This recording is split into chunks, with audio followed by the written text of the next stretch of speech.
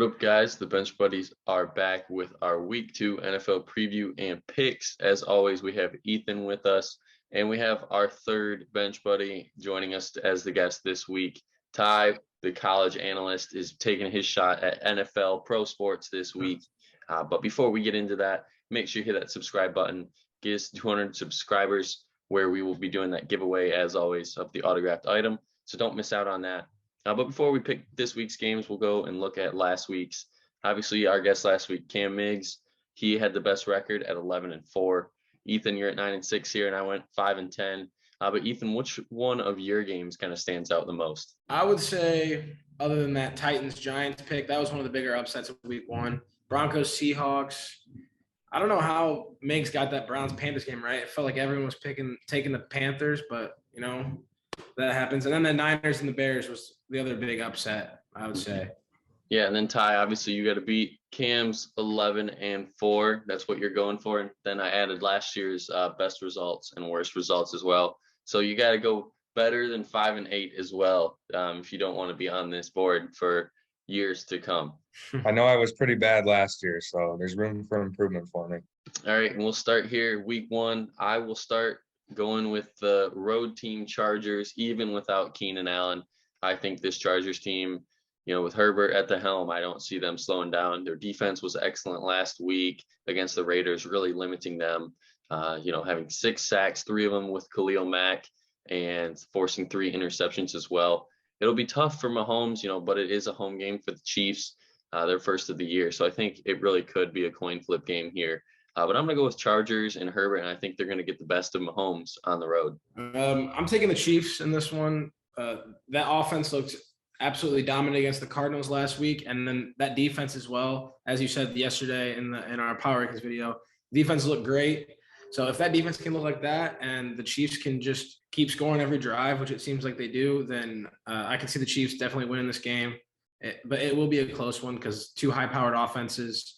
It's going to be a really good game to watch. Yeah, I'm going Chiefs in a shootout here. Chargers are missing Keenan Allen. I think that'll be the difference. I don't think Herbert has enough weapons where Mahomes has weapons all over the field. So I give him the Chiefs a slight edge in this game. Then moving over to the Sunday games, I'll talk about this one, I guess, for all 3 of us. The Jets were awful last week. The Browns squeaked by, getting revenge on Baker.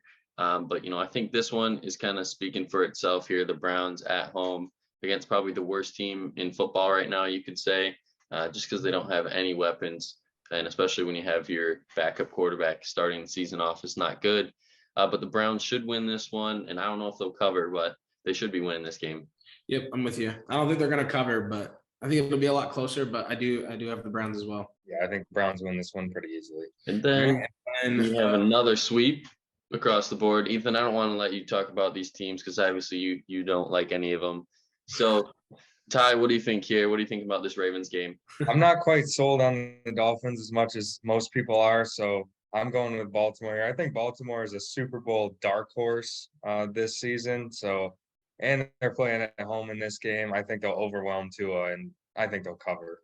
Next, we have the Colts and the Jaguars, and coming off that really ugly tie from last week against the Texans. But the Colts did fight back after being down big in the fourth quarter, so you got to give them props there. But I'm taking the Colts in this one, as all of us are. I just think that they're finally going to find it a little bit. Jonathan Taylor's going to run all over the Jacksonville defense, and I think they'll cover here. Mm-hmm. Yeah, JT, I don't think he's going to be slowed down. It's another 100-yard game probably for JT. And Matt Ryan, threw 50 passes last week, so they're airing the ball out and getting JT the ball as well.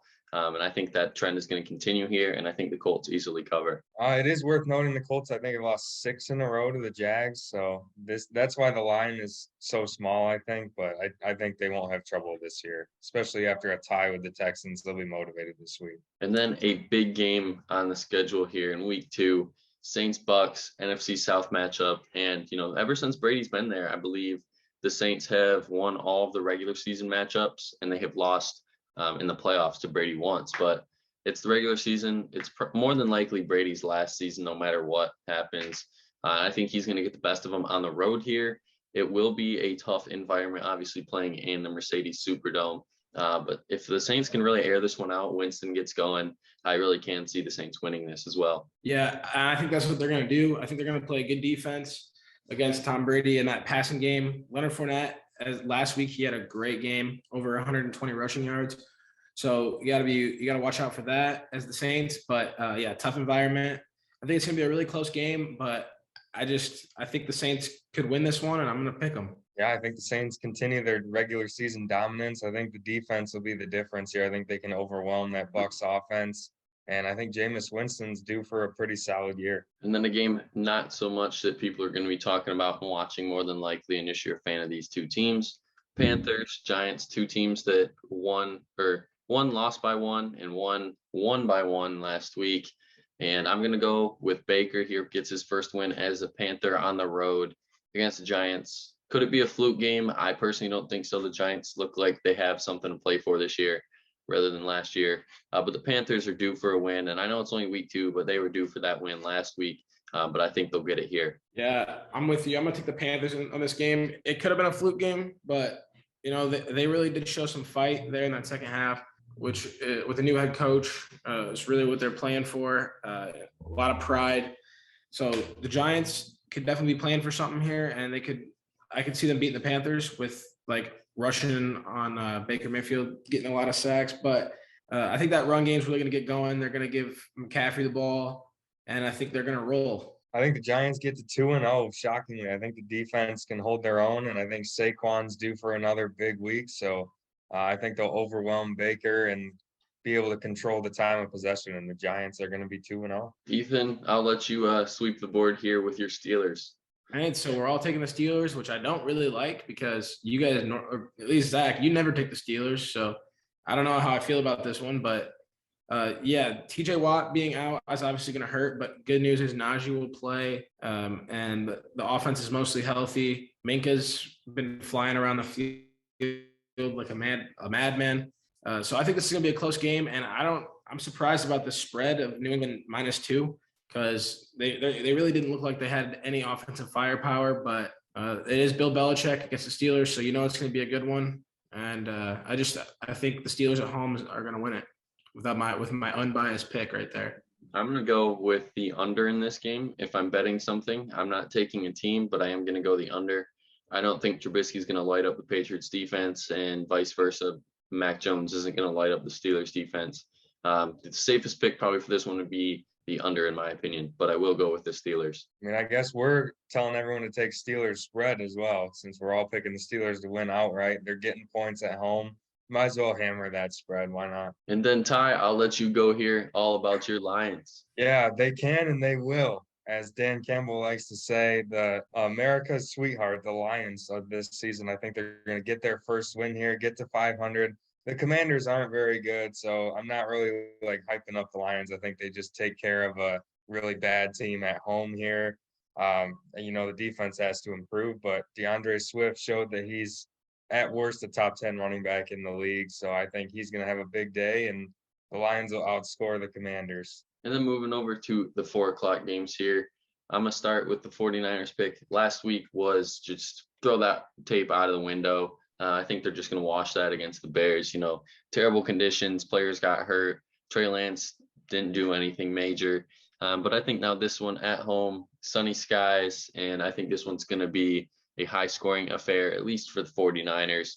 49ers, I'm calling it, they're going to put up at least 28 in this one, get back on track, and Lance is going to have a field day on the defense that Russ couldn't really get around. Yep, I'm with you. I think that run game will be back this week, and that they're going to go back to playing their good defense, and Trey Lance is going to make some big throws on third down. I don't know about the spread there because it's a divisional game in the NFC West. It's always going to be a tough one. So -9 is kind of a lot there, but I am taking the Niners, and I think they should beat them pretty by 7 or so. Yeah, I think the Niners, you got to win this game or it's almost time to panic after losing to the Bears, but I might plug my nose and take the Seahawks spread there. 9 points is a lot. Like you said, it's a divisional game, so I might take Seattle to cover, but they won't win. And then another game where you could, debate with the spreads and everything, because, Rams are heavily favored in this one, and 10 points in the NFL is a lot, unlike college.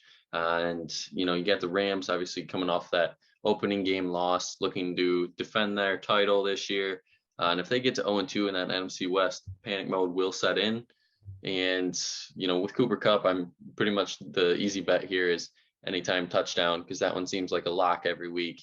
But if the Rams, take care of business here, I don't really expect this one to be close in the second half. Yeah, I'm with you there. That spread's a tough one, though. 11 points is a lot. So I might be going with the Falcons spread, especially because they played pretty solid in that first half against the Saints, but they did blow it. So maybe they're just already giving up and already losing their season. But I don't think that's the case. I think they are capable on offense. So I think this will be a little bit closer than expected. I would put this in as my lock of the week right here. I think the Rams should win this one pretty easily, but 10.5 is a lot of points. But, it's the Falcons going on the road. I think the Rams should win pretty easily. Moving to the 425 games, you have the 0-0 and tie Texans going into Denver, Mile High, Russ's first home start. Clean sweep across the board here, for the Broncos. And I think Russ is just going to have a field day on the defense that Matt Ryan really couldn't figure out last week until the fourth quarter. But this running game, if the Broncos want to win games, they need to stop giving so many carries to Melvin Gordon and start giving the ball to Javonte Williams. It was pretty clear that Williams was the better back in that Monday Night Football matchup against Seattle. But he was not present in big situations. So maybe they just don't have the full trust in him yet and not really ready to give the keys to the franchise over to him. But as the season goes along, I think Javonte is going to be a monster for this team. Yep, I'm with you there. I think Russell Wilson's going to have a big day against this Texans secondary. I think it's going to be a big day offensively for the Broncos. And, after losing to the Seahawks, they got to have a chip on their shoulder in this game. And I feel like this might be my lock of the week. There's no way they're losing to the Texans. Yeah, I don't really see the Texans moving the ball at all on that Denver defense. And then obviously all the weapons on offense. So they should run away with this game. And then a game of 0-1 teams here. You can see a lot of clean sweeps this week. But I think this one could, really flip-flop the other way. Cardinals got blown out by the Chiefs. Raiders were one possession away and, 3 turnovers away from taking a win against the Chargers, but they're back home. I think Raiders are going to have a way better game, and that Devontae ceiling for fantasy wise is just going to keep getting higher. So Raiders here, I think, win by at least a touchdown. I think they're going to cover the spread. Might be the over in this game. 51.5 points. I'm taking the over in this one. Two high scoring offenses going against each other. I think it's going to be a shootout. Yeah, I'm going to take the Raiders to cover as well. I think if it was at Arizona, I would still take the Raiders to win. I think the Cardinals are in for a long year, to be honest. I don't think they're going to be very good at all this year. And then a game that could have been something a lot better than it is. Cowboys, Bengals, and obviously the big storyline here is not Dak's thumb injury, is the Bengals having multiple chances to win last week against the Steelers. And, unfortunately, they just couldn't get it done when needed. The blocked extra point, missed field goals, bad snaps, 4 interceptions by Burrow, 5 total turnovers, and 7 sacks. I mean, if the Bengals are in games like that till the very end of overtime and they lose, then just imagine what this team's going to do when they don't have a turnover or a sack a game. I expect, Cincinnati to cover. And I honestly think they can put up at least 30 by themselves against Dallas, because I know Dallas held Brady in check, but right now I think they're due here to give up some big points. Yeah. I agree there. I think the Bengals are going to win it, but 7.5 points. Cooper Rush is pretty capable, I think. I mean, not as many weapons as when he was before. So I agree with you there. I think the Bengals are going to score a lot more points than the Cowboys. Yeah, 7.5 is a lot at home. So I think that's something to keep an eye on, but I don't see any way Dallas wins this game, but the spread could be something that you might want to take and take Dallas. And then on Sunday night, my Packers are going against the Bears. And as Rodgers says, I own you. And, Rodgers is looking to prove it this week, obviously after a bad week 1 last week against the Vikings. He needs to come back. His receivers, need to get his trust. And I think Rodgers absolutely comes out and lights them up. Maybe not in the first half, as they're going to get kind of settled in here at home. But Rodgers at some point will have a quarter where he is going to light up the Bears. And I think Green Bay covers. I don't think by a lot. I think it by 13 or 14 by a touchdown or so. And they don't hit the over under, because I don't think the Bears are going to score that much on a very underrated Packers defense.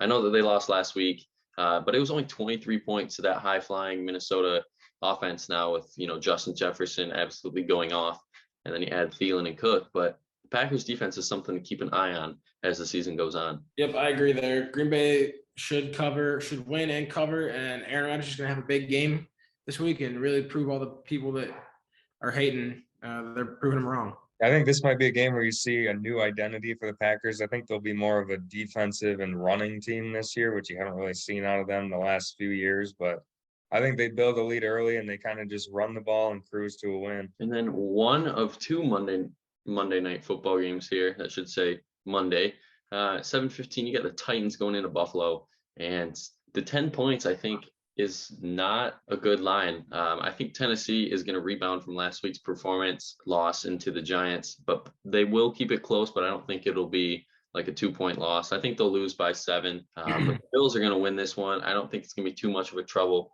and the Titans are going to cover with a garbage time touchdown. Yeah, I think Buffalo is going to come out and score a lot of points in the first half, and then we're going to really see what the Titans are about. I think they're going to come back a little bit. I still think the Bills will probably win by about 13, 14 points and cover. But if the Titans can come back and make it closer, then it'll show them really about the fight and what they need to have going into next week. Because the Bills are a little bit OP. Yeah, I was going to say, I think that 10-point line is more about Buffalo because I think they're a step above everyone else right now. We're only 1 week in, but I think they're clearly the best team in the NFL right now. So I think that line's more about them, and I think it'll be right around there. I think they'll win pretty easily at home. And then the last game of the week, Ethan, I'll let you start it off here. Yeah, so that line, and this seems like it's going to be one of the better games of this week. Philadelphia -2 though at home, which means if the Vikings were there, it'd be about even.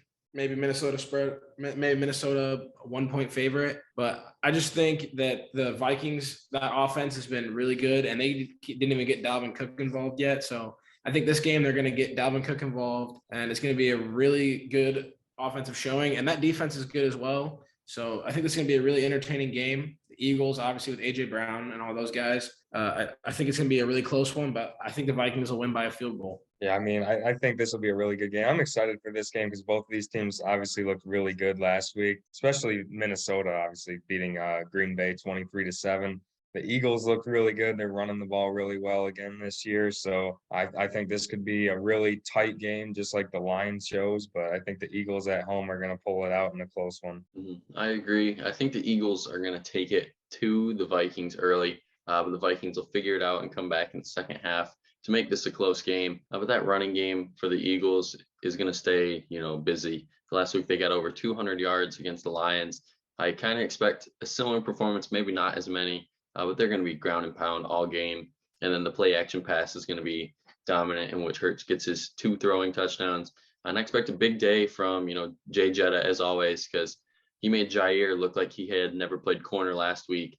Now he's going up against Darius Slay, who's just as good, or maybe just a little bit under him. So, it's going to be a big day for Justin Jefferson. And I think I'm going to say it right now. He's going to be over 2,000 receiving yards right now in the league. He's going to be the first ever to do it. I mean, right now, how can you not say it? Because he just looks like he's just the best in the game right now, period. Yeah, so that's it for the video. If you guys enjoyed it, leave a like. Good. Thanks, Ty, for joining us. Other than that, see you guys later.